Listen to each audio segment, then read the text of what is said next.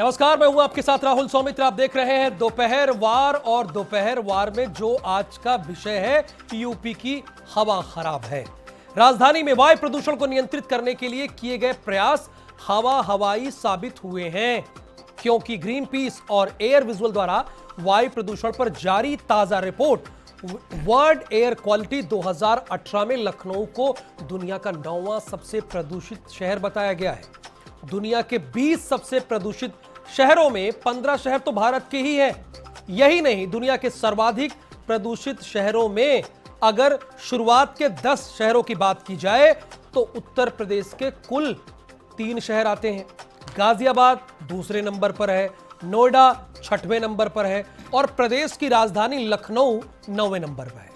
साफ है कि बीते कुछ सालों में वायु प्रदूषण की रोकथाम के लिए जो भी तथाकथित प्रयास किए गए हैं वो पूरी तरह से विफल रहे हैं, फेल रहे हैं। चिंताजनक यह भी है कि वायु प्रदूषण के मामले में लखनऊ ने देश की राजधानी दिल्ली को भी पीछे छोड़ दिया है।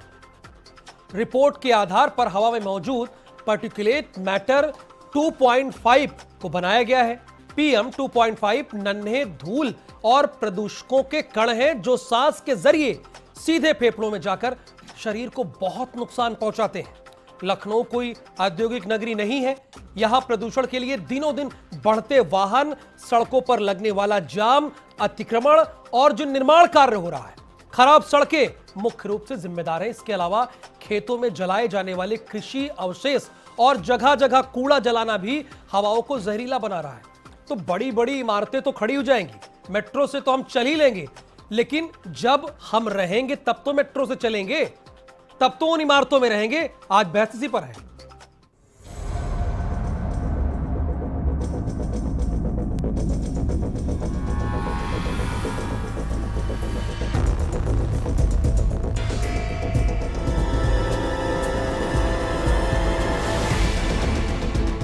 तो अब बारी आती है कि इसका जिम्मेदार कौन है। बहुत स्वाभाविक है, सड़कों को बनाएगा कौन, यह जिम्मेदारी सरकार की होती है। निर्माण कार्य जब हो रहे होंगे तो प्रदूषण ना हो, यह किसकी जिम्मेदारी है? यह भी हम सब की जिम्मेदारी है। और अपने आसपास के वातावरण को बेहतर रखें, साफ सुथरा रखें, यह भी जिम्मेदारी तो हमारी है। तो बहस आज इसी पे करते हैं। हमारे साथ कुछ खास मेहमान हैं जो पॉलिटिकल एक्सपर्ट हैं, राजनीतिक पार्टियों के प्रवक्ता हैं, वो हमारे साथ हैं। जैसे कि यशवंत सिंह है, ये कांग्रेस के प्रवक्ता है।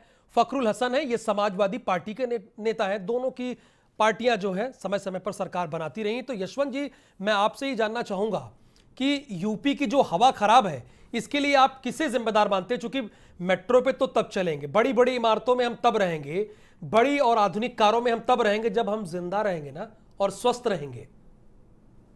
देखिए, यूपी की जो हवा खराब है उसके लिए निश्चित तौर पे निर्वाचित सरकारें ही जिम्मेदार हैं। क्योंकि प्रदूषण में जो आम आदमी का रोल होता है, अगर उसका रोल बनता हो तो भी उन्हें जागरूक करना ये सरकार की जिम्मेदारी बनती है। ठीक है।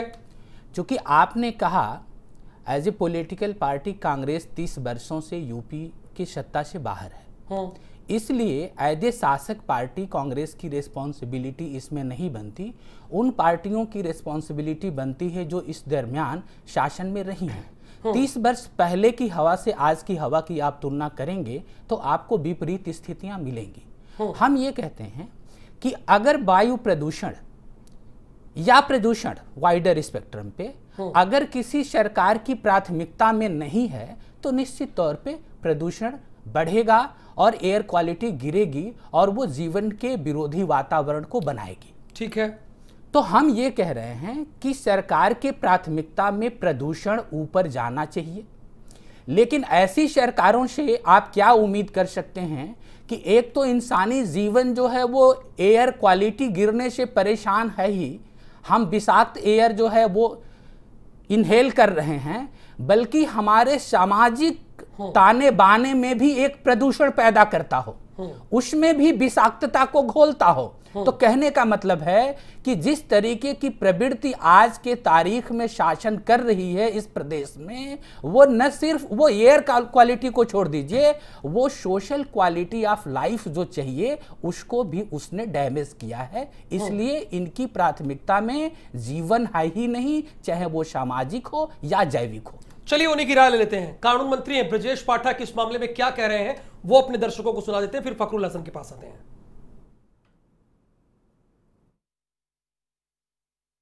जो भारत के दुनिया के 20 शहर सर्वाधिक प्रदूषित हैं, उसमें भारत का भी नाम बहुत प्रमुखता से है और उत्तर प्रदेश का तो सर्वाधिक है।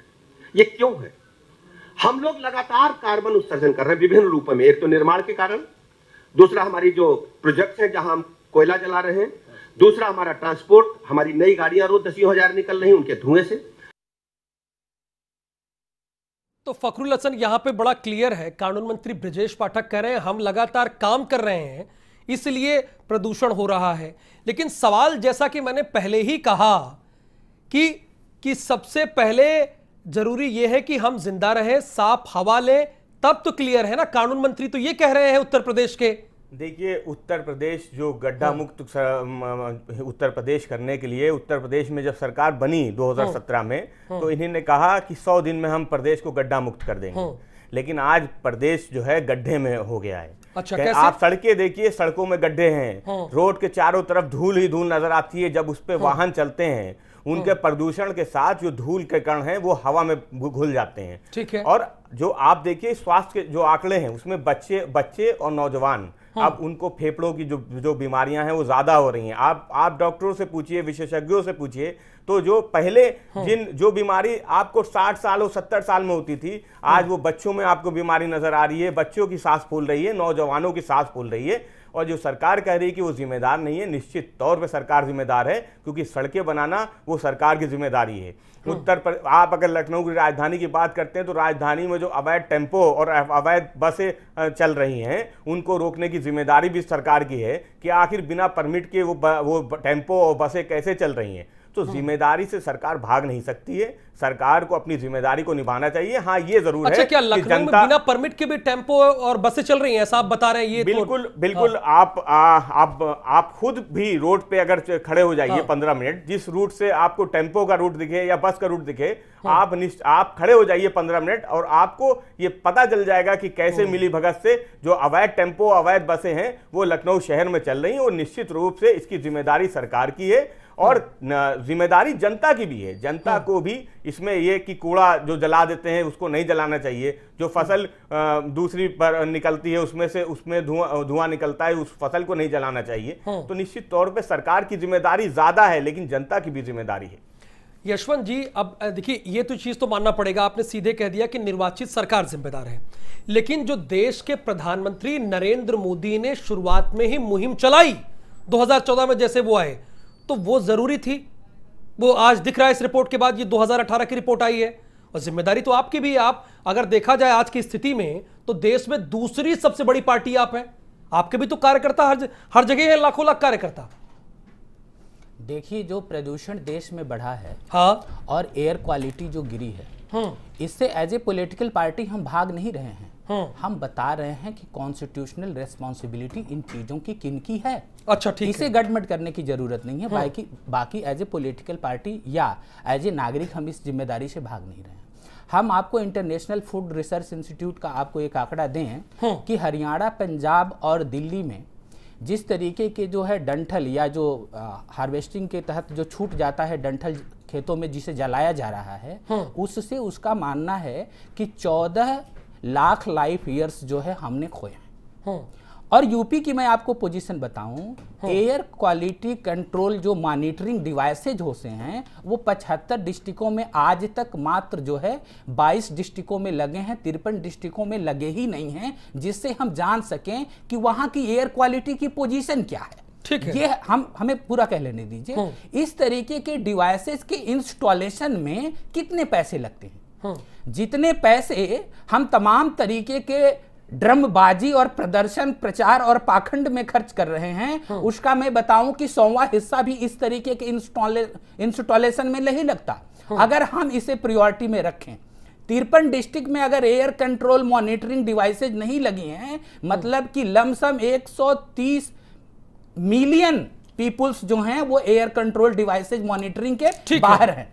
मेरी बात सुन लीजिए। और कम से कम जो है 5 से 5.6 मिलियन बच्चे जो हमारे प्रदेश में रह रहे हैं जो एकदम जोखिम पे हैं, उन बच्चों को इस तरीके की एयर क्वालिटी नहीं उनके जीवन को शोभा देती है। मतलब उनका जीवन एक जो है एडल्ट के जीवन से ज्यादा रिस्क में है। तो इस तरीके के रिस्क में डालने वाले लोग कौन हैं? पहला मैं कहता हूं ये इंस्टॉलेशन तो सिर्फ और सिर्फ निर्वाचित सरकार की जिम्मेदारी है। दूसरी चीज कि पोल्यूशन बढ़ने के जो दूसरे कारक हैं, दूसरे कारकों में ट्रांसपोर्टेशन है। क्या हमने पब्लिक ट्रांसपोर्ट को स्टेब्लिश करने के प्रयास किए?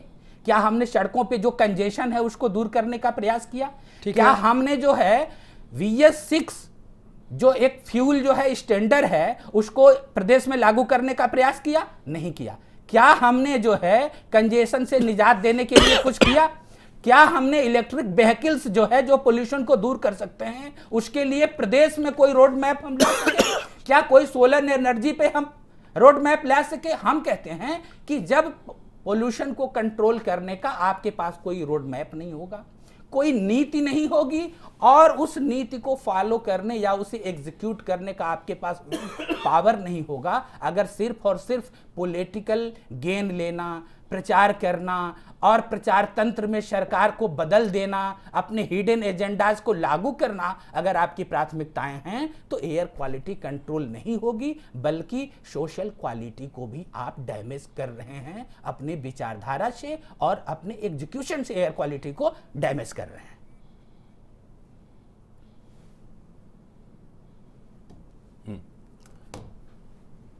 तो हमारे कांग्रेस के मित्र शैलेंद्र जी ने बड़ा लंबा भाषण दिया है, तो इनको लग रहा है नहीं, आपको भाषण कैसे लग रहा है? नहीं भाषण ही लग रहा है क्योंकि ऐसे नहीं कोई गंभीर आदमी इस तरह चीजें चर्चा नहीं करेगा। नहीं फर्क बता रहा हूँ। अरे आप बोल रहे थे मैं चुप था, आप बोल रहे थे मैं चुप था, चुप रही हूँ कुछ देर। कमेंट क्यों कर? नहीं कमेंट इसलिए कर रहा हूँ जो आप बोल रहे बता रहा हूँ, तो मैं बता रहा हूँ अभी। आप शांत रहिए कुछ देर तक। आप बोल लेते, आप बोल रहे थे मैं शांत था, अब मैं बोल रहा हूँ तो आप शांत रहिए। बाद में आए ही हैं, शांत क्या थे?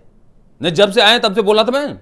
आपको बोलना चाहिए था अगर लग रहा था कि कुछ इस तरीके। नहीं हम सभ्य आदमी की तरह मैं बात करता हूँ, आप तरह नहीं बात करता हूँ। सभ्यता तो आपने सर्टिफिकेट बांटना शुरू ही कर दिया है। हाँ वो आप सर्टिफिकेट आप लिए हैं। तो जो एयर क्वालिटी इंडेक्स की बात कर रहे हैं कि यूरो 6 नॉर्म उत्तर प्रदेश में लागू नहीं किया गया, ये मालूम है यूरो जो पोल्यूशन मापदंड होते हैं व्हीकल्स के पूरे भारत में एक साथ लागू होते हैं और यूरो 6 नॉर्म पूरे भारत में कोई मना नहीं करता किसी प्रदेश को। आप अगर शांत रहे तो मैं बात करूं, नहीं तो कांग्रेस ही बुलवाए हैं, आपकी मर्जी। तो यूरो 6 नॉर्म जो है यूरो 4 के बाद सीधे यूरो 6 पर हम जा रहे हैं और 1 अप्रैल 2020 से यूरो 6 नॉर्म पूरे भारत में लागू हो रहा है। जहाँ तक इन्होंने सोलर की बात की, जब से भारतीय जनता पार्टी सरकार आई है सोलर में अभूतपूर्व सोलर पैनल लगाने में वृद्धि हुई, सोलर से जो बिजली पैदा हो रही है उसके रेट में वृद्धि हुई है और पूरी दुनिया ने इसका स्वागत किया। पूरी दुनिया ने माना है कि ये चीज़ें वास्तव में बहुत अच्छी हुई हैं। तीसरी बात कि जहाँ हो सकता है उत्तर प्रदेश में आप बहुत दिनों से सत्ता बाहर हैं, दिल्ली में भी केजरीवाल से पहले आप सत्ता में थे। सबसे बुरी स्थिति जो है दिल्ली की है या उसके आसपास के क्षेत्रों को है, जिसकी जिम्मेदारी पूर्ववर्ती कांग्रेस सरकार की थी, आज केजरीवाल की है। तो जो सरकारें रही हैं पूर्ववर्ती सरकारें, तो जो स्थिति है वो उसके जानकर। जहाँ तक उत्तर प्रदेश में मैं आता हूँ, तो जो उत्तर प्रदेश की चर्चा हो रही है, उत्तर प्रदेश सरकार हर तरह से पोल्यूशन कंट्रोल करने के लिए कोशिश कर रही है। आज इलेक्ट्रिक बसें लखनऊ में बड़ी संख्या में आ गई हैं, कुछ चलना शुरू हो गई, कुछ जल्दी ही चलने जा रही हैं। तमाम शहरों में मेट्रो की व्यवस्था की जा रही है, पब्लिक ट्रांसपोर्ट अच्छा हो। पब्लिक ट्रांसपोर्ट जब अच्छा होगा निश्चित रूप से व्हीकल का भार बढ़ेगा। तमाम शहरों में हम रिंग रोड बना रहे हैं, चाहे दिल्ली में ईस्टर्न पेरिफेरल बताया आपने, गड्ढे तो हमने पार्टी दिया। जो आपको जो भ्रष्टाचार था समाजवादी पार्टी का, वो भ्रष्टाचार गड्ढे पाट करके हम लोगों ने काम शुरू कर दिए हैं। आज समाजवादी पार्टी के भ्रष्टाचार जो गड्ढे थे, फखरुल हसन जी आते हैं इनके पास। ओपी पांडे जी, लेकिन आपको अच्छा लगता है कि अगर दुनिया के प्रदूषित 15 शहरों की बात की जाए, नहीं मैं तो, और उत्तर प्रदेश के 3 शहरों जिसमें राजधानी लखनऊ भी है, जहां पर हम लोग बैठ कर डिस्कशन कर रहे हैं, 9वें नंबर पे तो लखनऊ है जी। तो ये स्थिति क्यों बनी और आप लोगों ने क्या इसके लिए क्या काम किया? चूंकि प्रधानमंत्री नरेंद्र मोदी 2014 से ही कह रहे हैं कि स्वच्छ भारत लेकिन स्वच्छ भारत तो हुआ नहीं, किससे जिम्मेदार मानते हैं? नहीं नहीं राहुल जी, देखिए एक तो मैं देखिए यशवंत जी सीधे कह रहे हैं कि निर्वाचित सरकारें जिम्मेदार हैं। नहीं नहीं यशवंत जी, इसीलिए मैं जब इस विषय पर आया था, पहले भी इस विषय पर चर्चा आपके यहाँ भी हो चुकी है और चैनलों पर हो चुकी है, तो इस विषय पर सामान्यतः जो है एक संवेदनशील चर्चा होती है, नॉन पॉलिटिकल होती है, क्योंकि ये केवल पॉलिटिकल विषय नहीं, एक सामाजिक विषय भी है। जैसे एक हमारी समस्या है कि आज हम जो है कहीं भी जाएंगे, आप किसी बाजार में चलिए, मैं भूतनाथ के पास रहता हूँ, हर आदमी चाहता है कि दुकान के पास तक उसकी गाड़ी जाए और गाड़ी खड़ी रहे जब तक सामान लेके आए। तो एक हमें, जैसे हम करते हैं, हम कहीं भी आते हैं, आज तो आपके यहाँ देर होगा तो इसलिए मैं गाड़ी यहाँ तक लाया, नहीं तो गाड़ी में कोशिश करता हूँ कि जहाँ कम भीड़ वाले एरिया 500 मीटर पहले खड़ी कर दूँ। तो इसलिए क्योंकि एक हमें एक इसके बारे में अवेयरनेस लाना होगा कि जो हमारे व्हीकल है एक नागरिक के रूप में, दूसरी चीज़ें हैं जो इंक्रोचमेंट है, एक बड़ा कारण जिसे लखनऊ जैसे शहर में, लखनऊ बहुत बड़ा औद्योगिक शहर नहीं है, यहाँ जो पोल्यूशन है व्हीकल पोल्यूशन ज़्यादा है, तो जो इंक्रोचमेंट का है सरकार को भी कोशिश करनी होती है और जो हमारे नागरिक के रूप में कोशिश करना होगा कि हम जो भी व्यवस्था अपने आवास बना रहे हैं कर रहे हैं, तो हम अपनी पार्किंग की व्यवस्था करें जिससे व्हीकल जो है बाहर न रहे, क्योंकि व्हीकल खड़े रहते हैं, फिर वहाँ जाम लगता है, फिर पोल्यूशन होता है। तो तमाम चीज़ें ऐसी देखिए, हर चीज़ को अगर हम राजनीति से देखेंगे, राजनीति करते रहेंगे, देश नहीं बनेगा। देश बनाने के लिए आपको राजनीति से ऊपर उठना पड़ेगा। तो पोल्यूशन ऐसा विषय है कि जिसको हर चीज को हम बहुत संवेदनशील तरीके से अगर देखेंगे, बनाने की और यातायात व्यवस्था को दुरुस्त करने की जिम्मेदारी अरे लखनऊ में सड़कों कारण पोल्यूशन नहीं है, लखनऊ में सड़कों कारण पोल्यूशन नहीं है, पोल्यूशन व्हीकल के कारण। अरे हम तो चलता ही रहता हूँ, तो यशवंत जी आप उत्तर प्रदेश में चलता रहता हूँ, बात से इत्तेफाक रख रहे हैं, पोल्यूशन जो उन्होंने बात कही। देखिए मैं उनकी बातों से इस मामले में इत्तेफाक रख रहा हूँ कि हमें कई एक मामलों में राजनीति से ऊपर उठना पड़ता है, ठीक है, लेकिन हम ये कहें कि जिस तरीके से जिस पार्टी के वो प्रवक्ता हैं वो कुछ एक मामलों में नहीं, ऐसे संवेदनशील मामलों में भी राजनीति करती है कि इस तरीके की संवेदना पे तो बात ही करना बेकार है। जब हम राष्ट्रीय सुरक्षा पे राजनीति करने लगते हैं तो पोल्यूशन तो निश्चित तौर पे आपकी प्राथमिकता में, राष्ट्रीय सुरक्षा हम ये कह रहे हैं, हम ये कह रहे हैं, आपने बोला कि मैं बीच में नहीं बोलता हूँ और आपने कही हुई बातों को, चलिए मैं शांत हूँ, आप बोल लीजिए, मैं बात, हम ये कह रहे हैं कि फर्ज करिए कि हमारी सोसाइटी जो है एक ट्रेडिशनल सोसाइटी है, अभी इसका मॉडर्नाइजेशन पूरी तरीके से नहीं हुआ है, हमारे पास ये संस्कृति विकसित नहीं हुई है कि हमें अपनी गाड़ियों को कहाँ खड़ा करना है। तो हम ये कह रहे हैं कि स्टेट की ये जिम्मेदारी है कि वो एक विधि या कानूनी मानक निश्चित करे कि अगर ये कोई मार्केट है तो यहाँ कहाँ तक गाड़ियाँ आ सकती हैं और वो जहाँ तक गाड़ियाँ आएंगी वो पार्क कहाँ होंगी। ठीक है, हम कह रहे हैं अगर आप पार्किंग की व्यवस्था नहीं करेंगे तो हम गाड़ी पार्क कहाँ करेंगे। ठीक है, तो जब हम गाड़ी सही जगह पे पार्क नहीं कर पाएंगे तो बढ़ते जाएंगे और पीछे का रेला जो है हमें बढ़ाता चला जाएगा एकदम उस दुकान के शटर तक, और फिर एक ऐसा अराजक माहौल होगा। तो सिस्टम की बात करें ना, सिस्टम बेहतर नहीं है ना, वही कह रहे हैं ना कि हमें एज ए स्टेट और एज ए पॉलिटिकल पार्टी ये विल दिखाना होगा कि हम किस तरीके से कानून का शासन, किस तरीके से कानून का शासन इतना होना चाहिए कि हमारी सड़कों के बगल में अगर वो अलाउ नहीं है तो वहां गाड़ियां पार्क न हो, और अगर कोई व्यक्ति कर रहा है तो उसे इस बात के लिए पनिश किया जाना चाहिए जिससे कि वो आइंदे इस तरीके की चीजें ना करें। लेकिन मैं एक उदाहरण दूं, इसे प्लीज आप राजनीतिक रंग मत दीजिएगा, कि यहीं पे जो है बीजेपी का पार्टी कार्यालय है एकदम मेन चौक पे, ठीक है, और वहां पे बीजेपी के कार्यकर्ता हजारों की संख्या में अपनी गाड़ियां पार्क कर देते हैं और वहां से आने वाले लोगों को इतनी प्रॉब्लम होती है। तो प्रॉब्लम तो छोड़ दीजिए, हम अपने समय को बर्बाद कर लें, चलिए वो भी बुरी बात है, लेकिन हमने कर लिया।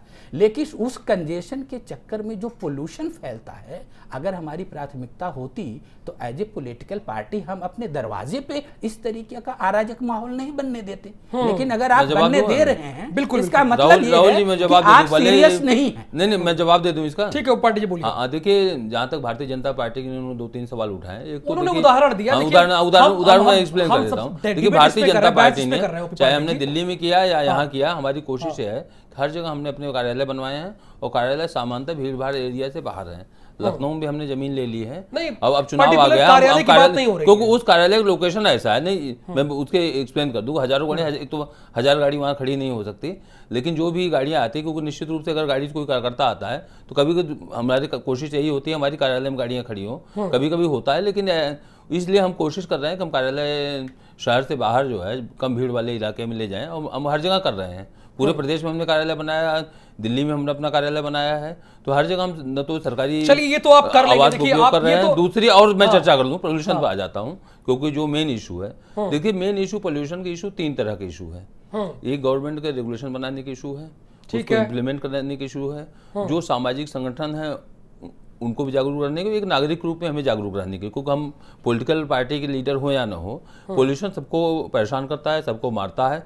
एक बच्चा जो जन्म लेता है उसको प्रभावित करता है, तो हम उसको राजनीति से ऊपर उठ करके हम इस पर एक मूवमेंट हमें चलाना चाहिए, जैसे तमाम जगहों पर चला भी रहे हैं लोग। जैसे आजकल एक विज्ञापन आता है कि अगर हम चौराहे पर हैं तो एक अपना डोनेट करें कि हम गाड़ी के इंजन बंद कर दें। तो तमाम चीज़ें जो छोटी छोटी चीज़ें हैं, जैसे अगर हम कोई अपना, देखिए ये जो जितनी बात आप कर रहे हैं सब नागरिकों की बात कर रहे हैं कि नहीं, हम लोग क्या हमने करें? तीनों बात किया। सरकार क्या करे? नहीं, सरकार जो कर रही है मैं बता रहा हूँ। देखिए सरकार क्या क्या कर रही है। देखिए पोल्यूशन का मूल कारण यह है कि ज़्यादा व्हीकल सड़क पर होना, तो सरकार की कोशिश ये है कि जो पब्लिक ट्रांसपोर्ट है उसको बढ़ावा दिया जाए। उसके रूप में हमने 2-3 काम कर रहे क्या हैं। इच्छा शक्ति दिख रही है? अगर पाकिस्तान की बात की जाए तो वो भी हमसे पीछे है, मतलब वहां प्रदूषण कम है, पहले दूसरे नंबर पर तो हम ही हैं। देखिए कोई इच्छा शक्ति नहीं, अगर इच्छा शक्ति होती तो ये सड़कों को तो दुरुस्त 2014 में नहीं, प्रधानमंत्री ने डंके की चोट पे कहा ना 2017 से कि पोल्यूशन स्वच्छ आ गया भारत क्या? बनाना है। मैं 2017 तक आप थे, तब तक पोल्यूशन नहीं था। नहीं, ये बताइए 2017 तक समाजवादी पार्टी सरकार थी, तब तक पोल्यूशन नहीं था। हमने तो मेट्रो बनाई थी इसीलिए कि लोग अपने वाहन को अपना खड़ा कर दे और मेट्रो का सफर करे। आज मेट्रो आपको पूरे शहर में नजर आ रही है और आप ये मत कह मेट्रो दीजिएगा कि बनाई भारतीय जनता पार्टी ने मेट्रो बनाई है। नहीं तो पोल्यूशन खत्म हो गया होगा ना। नहीं, अभी मेट्रो चलनी कहाँ शुरू मदद हुई? मिलती आप है। एक बार स्टार्ट तो करिए, एक बार होने तो दीजिए, फिर आपको जो लोगों को आज वो तो मैंने पहले ही बताया, आपने बताया कि मेट्रो बनाने से पोल्यूशन खत्म हो गया। अबौसी जाना होगा, एयरपोर्ट जाना होगा, चारबाग जाना होगा, वो अपने घर से मेट्रो पकड़ेंगे, अपनी जो मोटरसाइकिल और कार नहीं निकालेंगे। आपको इससे कम सूचना के लिए होगा। बता दूं, समाजवादी पार्टी ने जो सड़कों बनता है को उसमें दुरुस्त किया केंद्र था। सरकार का समाजवादी योगदान पार्टी होता ने है, गलियों तो को वो बनाया नजर था। आते हैं। फखरुल हसन को बहुत शांति से सुन रहे हैं। आप धूल ना उड़े उसकी भी व्यवस्था की थी हमने यातायात के नियमों में भी फेरबदल किया था, वन वे सड़क की थी, जिससे कि जो सड़कों पे वाहन है उनको रुकना ना पड़े, उनका कम से कम पॉल्यूशन ना फैले। क्या भारतीय जनता पार्टी उसमें सफल हो पाई? आज हर तरफ देखिए इन्होंने रोड डिवाइडर बना दिए हैं। उन छोटी छोटी सड़कों पे आप पूरा शहर देख लिए, छोटी छोटी सड़कें जहां पहले से यातायात की इतनी समस्या थी जाम की, वहां पे इन्होंने रोड डिवाइडर बना दिए। आज लंबा लंबा जाम लगता है, चाहे वो मेडिकल कॉलेज हो, चाहे पुराना लखनऊ हो। देखिए सवाल फिर ओपी पांडे जी आप ही के पास आ रहा है, क्योंकि प्रधानमंत्री नरेंद्र मोदी ने जिस तरह से स्वच्छ भारत की अभियान चलाया, मुहिम चलाई, वो उससे पूरा विश्व उसे जान रहा है। मेरी बात पूरी लेकिन नहीं होने दिया जब ये बताइए, नहीं जवाब दे लेने दीजिए। नहीं बिल्कुल जवाब दे लीजिएगा, लेकिन उसके बाद जब विश्व एक रिकॉर्ड देता है कि भैया सबसे प्रदूषित शहर कौन कौन से हैं, तो जब भारत का आता है तो फिर जो मुहिम 2014 से चल रही थी, क्या वाकई वो मुहिम कारगर साबित हुई या लापरवाही, गलती कहां हुई? ओपी पांडे जी जवाब तो ये देना पड़ेगा। नहीं, मैं दे रहा हूं 2 मिनट, क्योंकि ये विश्व मंच पर जवाब है, ये नहीं निश्चित रूप से सवाल किया गया है। नहीं, जवाब देने की आवश्यकता है और उस चीज को हमें समझना भी पड़ेगा। हाँ, और सवालों में मत उलझिए, आप सीधे में आऊं, किसी सवाल में उलझूं। देखिए जब से नरेंद्र मोदी जी आए हैं तो पहला उन्होंने एम्फेसिस थी उनकी एनर्जी कंजर्वेशन पर, क्योंकि पोल्यूशन जो है, जो पावर प्लांट में कोयला जलता है, बहुत बड़ी मात्रा में कोयला जलता है, तो उन्होंने 2 चीज पर जोर दिया कि तो बिजली बचाएं, चाहे एलईडी अभियान हो, चाहे एनर्जी सेविंग इक्विपमेंट को हो। आपको मालूम होगा जो एलईडी 400 रुपये मिलती थी अब 70 रुपये की मिल रही है, तो उससे क्या हुआ, बहुत बिजली बची, बहुत पोल्यूशन बचा। दूसरा उन्होंने सोलर पर काम किया। आज सोलर जो है जितनी मात्रा में 5 साल पहले था उससे कम से कम 15 गुना ज्यादा सोलर पावर प्लांट लग गए हैं। तो कैसे हम सबसे प्रदूषित शहर हैं? ठीक है आप ये सब राहुल जी, ये काम नहीं हुए होते, ये कैसे है? नहीं, मैं आगे बता रहा हूं, अगर ये काम नहीं होते तो हम और ज्यादा प्रदूषित होते। अच्छा, नंबर 1 से भी कोई संख्या होती है क्या? नंबर 1 में भी बहुत नहीं। नंबर 1 में देखिए, नंबर 1 कोई क्लास में टॉपर है, 70% पर भी हो सकता है, 100% पर भी हो सकता है, तो नंबर 1 में भी अंतर। तो आगे मुझे 2 मिनट, इसलिए मैंने कहा 2 मिनट मुझे बोल लेने, 1 मिनट बस, क्योंकि 1 मिनट, हाँ, तो 1 मिनट। तो दूसरी चीज है, जैसे जितने भी आउटर रिंग रोड की बात है, चाहे हमने दिल्ली में कोशिश की, लखनऊ में हम लोग कोशिश कर रहे हैं, सभी शहरों में कोशिश कर रहे हैं, सड़कों क्वालिटी फ्लाईओवर बनाने का हर जगह हम कोशिश कर रहे हैं, जितने जिला मुख्यालय हैं सबको हम 4 लेन जोड़ने की कोशिश कर रहे हैं। लेकिन जितने काम है सब में टाइम लगता है। एक सड़क अगर बना, जैसे सुल्तानपुर रोड जो है बन के तैयार है, उद्घाटन होना है, अब इसको बनने में 3 साल लगा है। अब निश्चित रूप से हम 2014 में सत्ता में आए हैं, अब उसमें ऐसा तो नहीं आते ही निर्माण कार्य को बता रहे हैं, सड़क बनाना टाइम लगता है। निर्माण कार्य को बता रहे हैं कि निर्माण कार्य इनके सरकार में बहुत हुए हैं, इसलिए प्रदूषण का ग्राफ बढ़ा है। नहीं, निर्माण कार्य नहीं बढ़ा है, सारा आप कुछ बता दिए, फ्लाईओवर बनाया, यही सारी चीजें तो गिना रहे हैं। ये भी एक फैक्टर हो सकता है। यशवंत जी बोलिए। देखिए मैं कहूँ, लास्ट राउंड है ये। अपनी पीठ थपथपाना हम्म, अगर सबसे बेहतर कर्म हो तो भाजपा अपनी पीठ थपथपाएगी। नहीं, जनता मैं थपथपाएगी रोकता यशवंत जी। मैं ये कहता हूँ जनता कि अगर थपथपाएगी। आपकी सरकारों में बहुत जनता ने ज्यादा आपको पीठ प्रदूषण थपथपाया, को 14 में लेकर कैसा, के हमारा 19 में 50 साल थपथपाएगी। हमारी पीठ थपथपाती रही है, 5 साल में इतने नहीं, 50 साल नहीं, आप हर बार हारे हैं। आप 77 में हारे हैं। कभी नहीं, आप चलिए, नवासी हारने और लगातार जीतने की बात नहीं है। आप सभी मेहमानों का बहुत शुक्रिया, ओपी पांडे जी आपका भी, यशवंत जी आपका भी, फखरुल हसन साहब आपका भी बहुत शुक्रिया। 77 में हारे हैं, यहाँ पर 77 हार हार ही जीत का रहे सवाल हैं। बिल्कुल नहीं है मुझे कह जो लेने दीजिए, सर, हम अंतिम राउंड पे हार जीत का सवाल एकदम नहीं है। यहां पर यह है कि जो सांस ले वो स्वच्छ हो, बेहतर हो। चूंकि जो वर्ल्ड की रिकॉर्ड आया है उसमें सबसे प्रदूषित शहर उत्तर प्रदेश के 3 हैं और टॉप पर गुरुग्राम है। फिर उस स्वच्छता मुहिम का हुआ क्या जो चलाया गया 2014 से? क्या वाकई काम हो रहा है या नहीं? अब ये जनता को ही तय करने दीजिए।